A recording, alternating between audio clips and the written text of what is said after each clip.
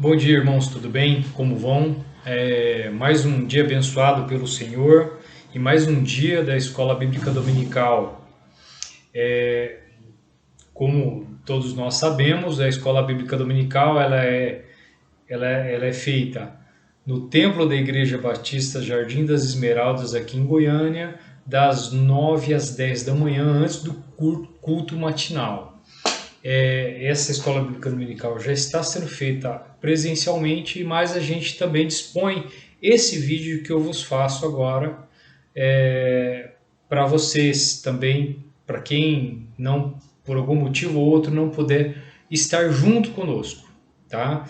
Reforço que é importante todos acompanhar a Escola Bíblica Dominical. Nós temos temas importantes bíblicos e que consolidam a fé de cada um de nós.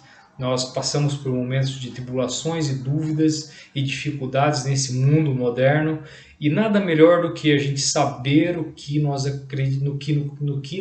acreditamos de fato. As nossas bases cristãs e bíblicas estão sendo fortalecidas principalmente pela Escola Bíblica Dominical. No trimestre passado, nós estudamos sobre o Espírito Santo de Deus, e tivemos aulas magníficas. E agora, nesse trimestre e o último do ano, nós vamos estudar sobre algumas cartas de Paulo, apóstolo Paulo, um apóstolo extremamente importante na consolidação da fé cristã, que teve várias lutas. O apóstolo Paulo, a gente vai estudar nesse livrinho aqui, tá? As cartas que Paulo mandou para os Tessalonicenses, duas cartas, a primeira e a segunda carta, a carta que ele enviou a Timóteo, primeira e segunda carta, a carta a Tito e a Filemão. São cartas que nós vamos estudar profundamente. E nós estamos discutindo nesse momento a primeira carta aos Tessalonicenses. Então, nós primeiro temos que contextualizar o que é cada um desses temas. Primeiro, carta ou epístola era um recurso que as pessoas utilizavam naquela época de Cristo para transferir ou para enviar mensagens. Para nós hoje no mundo moderno, no século XXI, mensagens são enviadas de forma tão aleatória, e hoje se usa muito recursos de imagem, símbolos que muitas vezes dispensam uma carta escrita. Até décadas passadas a gente não tinha essa facilidade tecnológica de enviar mensagens rapidamente. Mas, há algumas décadas atrás, a gente mandava essas mensagens ainda via correio, escritas.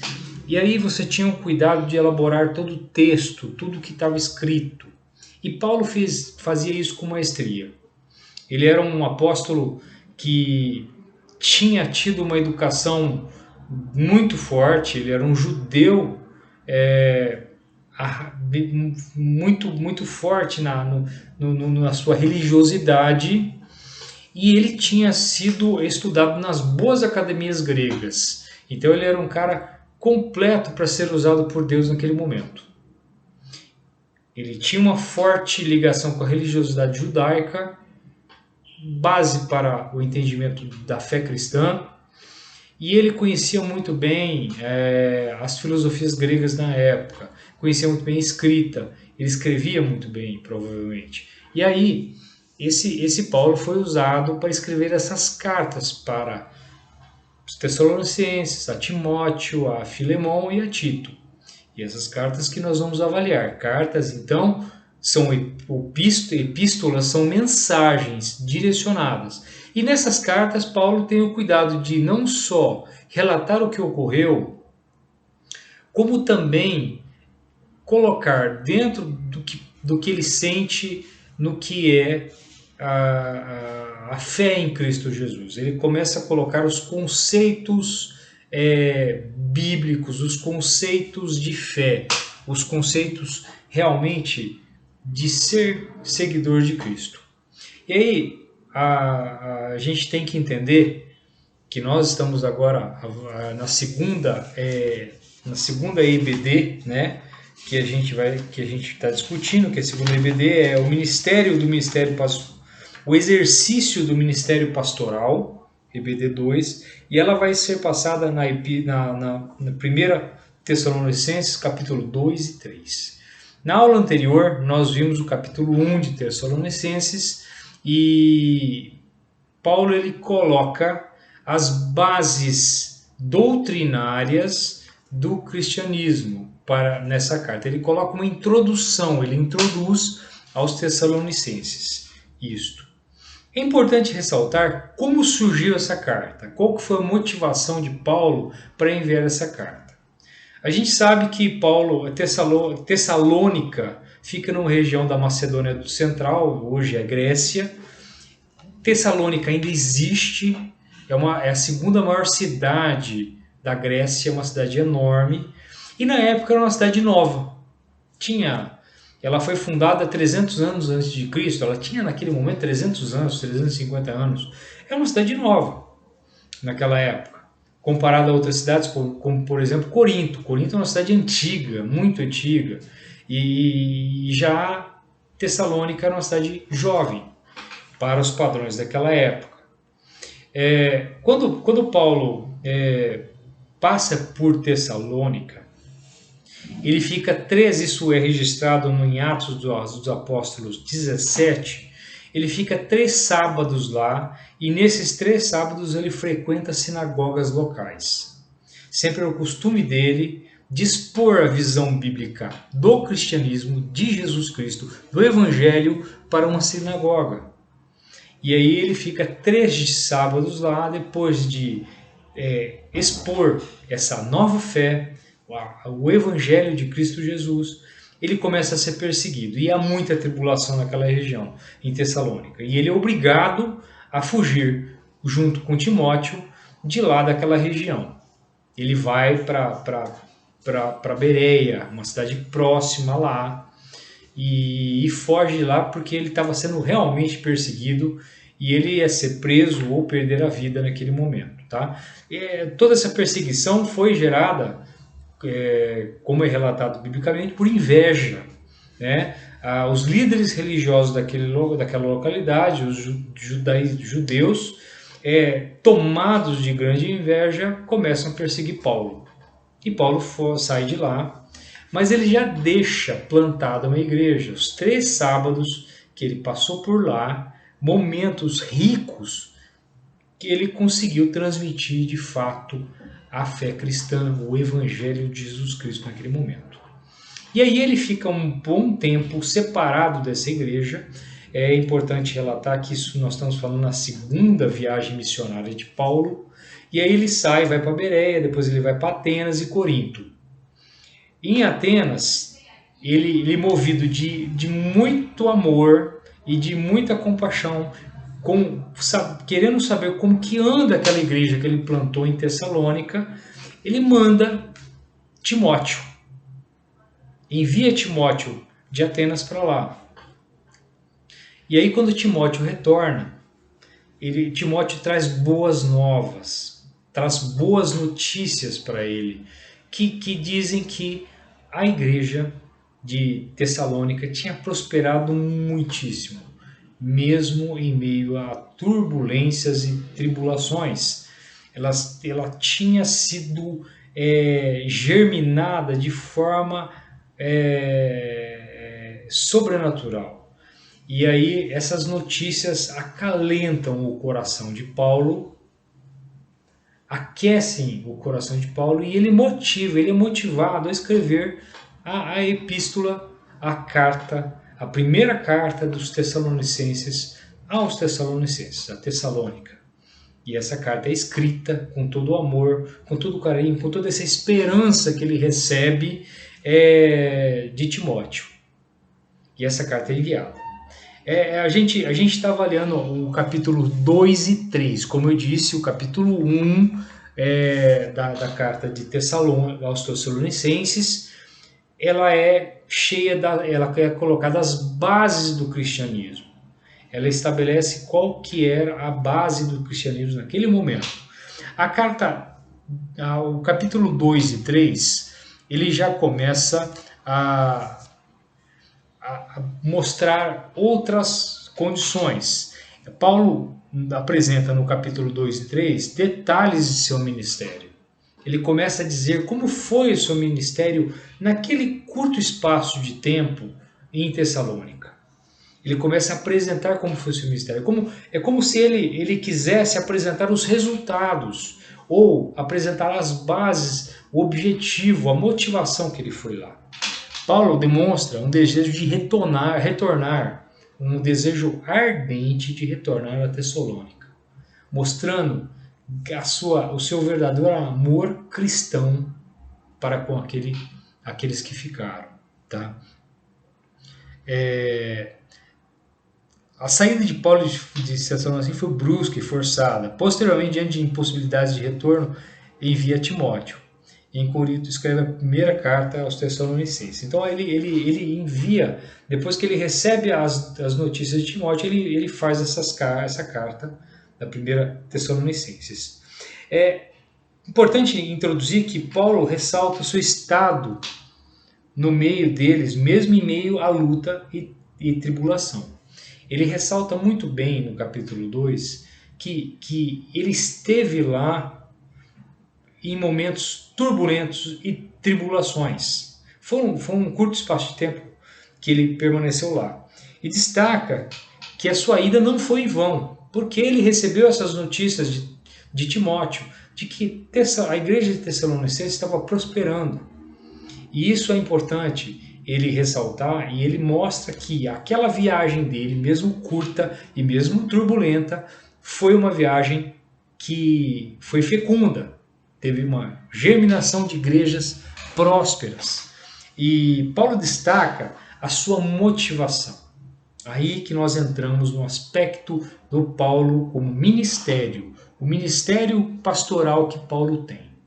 Ele destaca nessa carta, principalmente no capítulo 2, como foi essa motivação. Essa motivação não foi por ganância, ou por dinheiro, ou por status pessoal. Ela foi uma motivação, de fato, pelo amor de pessoas que precisavam encontrar a bênção do Evangelho. O Evangelho de Deus, para Paulo, é tratado como uma preciosidade, como algo que você não consegue calcular o valor daquilo. Você não consegue estimar o valor do Evangelho que penetra no coração de uma pessoa, que penetra na alma daquela pessoa, e aquela pessoa começa a reconhecer o que é o verdadeiro amor de Deus. E aí Paulo ressalta que essa ida não foi em vão. E ele destaca essa motivação por estar lá, que é por amor ao Evangelho. Ele não foi movido por ganância, ou por bajulação, ou por desonestidade. Ele ressalta, inclusive, que ele poderia ter pedido ajuda financeira naquele momento, porque ele estava trabalhando com eles, mas ele não quis. Ele permaneceu íntegro lá, e o seu exemplo, naquele momento, foi primordial para plantar aquela igreja. E ele explora muito bem isso. Ele fala, olha, eu não estava aí por dinheiro, por ganância, por bajulação. Eu não quis bajular vocês e nem ser bajulado. Eu quis realmente dar o verdadeiro evangelho. Doa quem doer. Tá? Não foi... Paulo compara ele, a própria vida dele, a própria estadia dele, como uma mãe que quer a todo custo cuidar de seus filhos. Uma mãe, ela tira toda a sua vontade, toda a sua necessidade em prol dos seus filhos. Ela quer apenas cuidar de seus filhos. E Paulo queria, a sua motivação íntima e pessoal era cuidar daqueles crentes que estavam em Tessalônicas como filhos para uma mãe. E é isso que Paulo, essa motivação, essa descrição de carinho que ele coloca nessa carta, que ele demonstra no íntimo dele. Temos que lembrar também que toda a escrita bíblica, como essa epístola, essa carta, ela tem uma motivação do Espírito Santo de Deus. Paulo estava movido pelo Espírito Santo de Deus naquele momento em compaixão. Aí, Paulo, continuando o capítulo 2, ele mostra, ele ressalta a necessidade de avaliar o seu ministério. Que estranho pode parecer. Pode parecer que uma pessoa como Paulo não necessitava reavaliar como foi a sua estadia lá. Como foi sua vida lá, como foi sua passagem lá. Teve frutos, teve resultados, mas Paulo ele tem essa preocupação de ressaltar como foi esse resultado. E aí, ele faz uma breve avaliação nos versículos 8 e 12 do capítulo 2.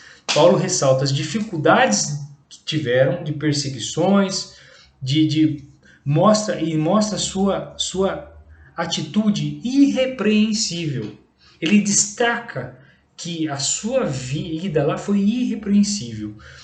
O trabalho foi esgotante e de muita fadiga. Ele sempre portou de maneira justa, santa e irrepreensível. Foi, de fato, uma atitude louvável do apóstolo para avaliar seu próprio ministério. É uma coisa, é louvável ele querer mostrar o que ele fez e o resultado que teve. Ele avalia o próprio ministério para corrigir eventuais falhas. Isso é importante. Na nossa vida pessoal, a gente sempre é movido a fazer avaliações do que nós fizemos e do que nós deixamos de fazer. E Paulo deixa muito claro, tá? Por fim, Paulo ilustra o cuidado paternal a eles como filhos, exortando, cuidando, criticando da maneira correta, direcionando. Como um pai amoroso, ele direcionou esses irmãos a essa nova fé, tá? Paulo também ele destaca nesse capítulo o duplo caminho da avaliação desse ministério, tá? Ele não só avalia a parte dele, mas avalia também a parte dos Tessalonicenses, o retorno que ele tem. E aí, Paulo agradece a Deus pelos Tessalonicenses, pelas igrejas que foram plantadas e pelo evangelho que é prosperado, que prospera naquela região. Ele agradece a Deus por esse resultado. Toda aquela passagem que ele fez, aquelas 3 semanas, 3 sábados turbulentas, difíceis, depois trazem resultados. É importante dizer que isso é semelhante à nossa vida. A gente passa por dificuldades quando a gente está querendo construir algo. E essas dificuldades passam por turbulências. Mas quando a gente permanece na fé, nós permanecemos irrepreensíveis, santos e com propósito, no final a gente vê os resultados. E Paulo agora está dizendo que Paulo elogia o estilo de vida dos irmãos em Tessalonicenses, em Tessalônia. Ele elogia que essas igrejas de Tessalônica são imitadoras das igrejas de Deus em Cristo Jesus. O ministério de Paulo ele é pontuado sempre em bênçãos e dificuldades, mas Deus sempre cuidou em todas essas oportunidades, tanto em bênçãos como em dificuldades. Deus sempre esteve à frente, cuidando dele nesses dados momentos. É importante essa reflexão que Paulo faz, tanto do como ele fez lá dentro, como que ele passou, como que ele transmitiu. Ele agiu como uma mãe cuidando dos seus filhos, ele agiu como um pai guiando os seus filhos nos caminhos corretos, e agora ele mostra os resultados. A igreja de Tessalonicense é uma igreja irrepreensível, uma igreja que realmente prospera nos caminhos do Senhor. E aí ele começa a fazer uma avaliação no versículo 17 a 20 do capítulo 2, uma avaliação do pastor para o rebanho, o desejo ardente do coração de Paulo em desfrutar a comunhão com os irmãos. Ele continua, ele descreve claramente nessa carta o desejo que ele tem de estar com eles lá. E mesmo ele começa a ilustrar uma perspectiva espiritual que bem didática, que ele mesmo longe, mesmo afastado fisicamente deles, ele podia nutrir a comunhão com aqueles irmãos. Ele nutria o coração deles em comunhão com aqueles irmãos naquele momento. Mesmo com as notícias esparsas que ele tinha, as notícias demoradas que ele tinha, primeiro Timóteo foi lá, voltou, trouxe boas notícias. Esse caminho, esse tempo todo, a gente bem sabe, pelos meios de transporte daquela época, eram muito demorados. O tempo não era como hoje, você mandar um WhatsApp para uma pessoa e essa mensagem recebe instantaneamente para o outro lado. Não, era demorado. Timóteo foi lá, viu o que tinha acontecido, voltou, trouxe essas boas novas e aí Paulo escreve essa carta e manda de novo essa carta, essa epístola àqueles Tessalonicenses. Mas mesmo assim, com essas informações, ele ainda nutria esse desejo ardente de estar com eles. Mas ele coloca uma perspectiva espiritual. Mesmo longe, ele está com o coração junto a eles. O coração, a fé, o espírito é um só, motivado por eles, estando com eles. Durante o distanciamento social que nós tivemos nessa pandemia, a gente pôde perceber claramente isso daí. Nós fomos obrigados a nos distanciar por uma questão pandêmica e esse distanciamento que a gente teve não nos distanciou em comunhão dos irmãos. A gente manteve em comunhão todos, como naquele momento que Paulo descreve no capítulo 2 aos Tessalonicenses. E aí, Paulo, ele ressalta que os irmãos que tinham aquela fé próspera, eles eram como tesouros. Eles eram como tesouros, coroas. Ele ressalta a coroa que ele e Cristo recebem daqueles irmãos naquele momento de fé. E aí, uma segunda perspectiva que Paulo ressalta é do rebanho ao pastor, no capítulo 3 já. Paulo fica em Atenas e envia Timóteo de volta para fortalecê-los. Paulo reforça a necessidade de, mesmo nas tribulações, mantermos firmes em Deus. A vida cristã é de lutas. Então, no capítulo 3, Paulo primeiro relata essa boa informação, essa rica informação que ele recebe de Timóteo, de que a igreja estava em Tessalônica prosperando, e aí ele relata que a necessidade daqueles irmãos de fortalecer, de manter firmes a sua fé, e de que a vida cristã não é só de glórias, são de lutas, e muitas lutas, muitas tribulações e muitas dificuldades, tá? E aí, aí demonstra uma outra perspectiva que Paulo coloca, é o interesse de Paulo no crescimento espiritual do rebanho. Paulo relata a alegria de receber as notícias de Timóteo. Então, no capítulo 3, Paulo deixa muito claro da alegria, do aconchego que ele teve de receber essas notícias. E Paulo foi consolado com essas notícias, foi motivado. É interessante dizer que não só a igreja de Tessalônica foi abençoada por essas notícias, repercutindo numa carta a eles, como também essas notícias provavelmente, muito provavelmente, acalentaram e motivaram o coração de Paulo. Paulo se sentiu muito mais motivado no Evangelho de Cristo Jesus. Olha como uma repercussão ela tem via dupla. Ela não só fortaleceu aquela igreja, demonstrando esse resultado, como ela retroagiu para Paulo, dando um acalento ao coração dele.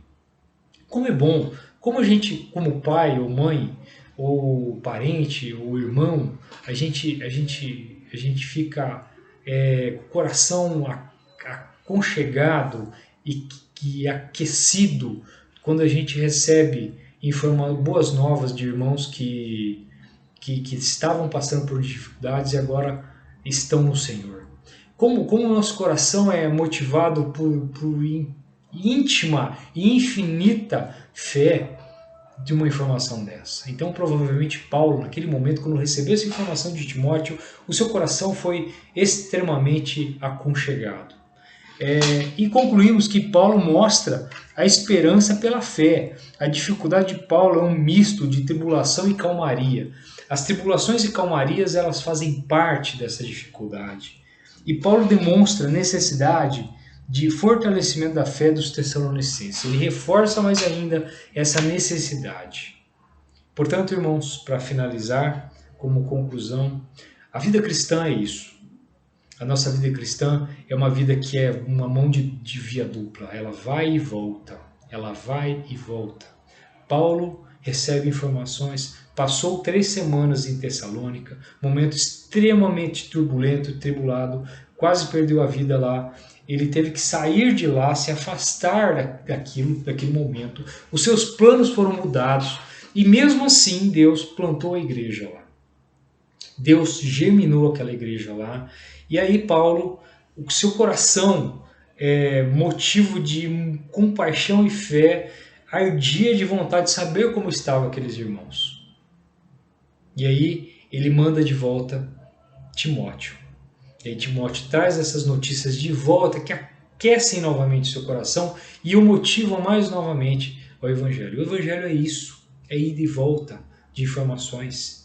E aí essa carta é escrita por essa motivação, por esse calor no coração dele. Ele escreve essa carta com todo carinho e cuidado e manda para aquela igreja em Tessalônica. É assim que é o cristianismo, é assim que é o Evangelho. O amor, ele é proliferado de um para o outro e volta sempre, mesmo em tribulações, mesmo em dificuldades. Portanto, neste domingo, irmãos, sejamos firmes em Cristo Jesus, em nossa fé, e sejamos sempre representantes do Senhor Deus aqui nessa terra. É nisso que agradecemos e oramos em nome do Senhor Jesus Cristo. Amém.